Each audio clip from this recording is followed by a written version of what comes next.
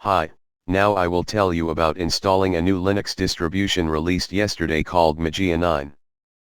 Mageia 9 GNU Linux distribution was officially released yesterday as a major update of this Mandriva Linux derivative distribution for the masses, which introduces new technologies, new features, and many improvements.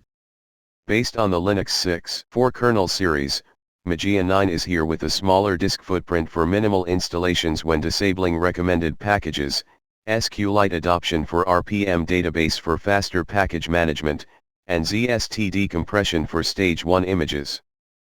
This release also drops the 15-year-old fork NFS code for NFS support, which is now done using system tools, allows you to specify a port other than 80 when using an HTTP server.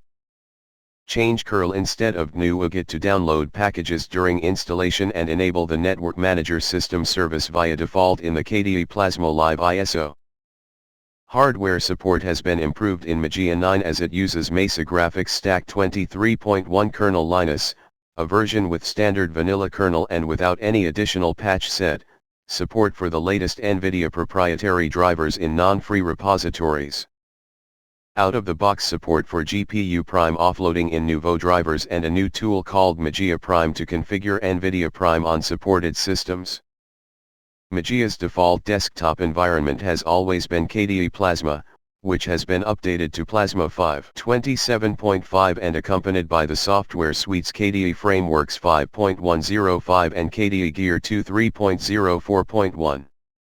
Other supported desktops include GNOME 44.2, XFCE 4.18, LXQT 1.3.0, Mate 1.26.0, and Cinnamon 5.6.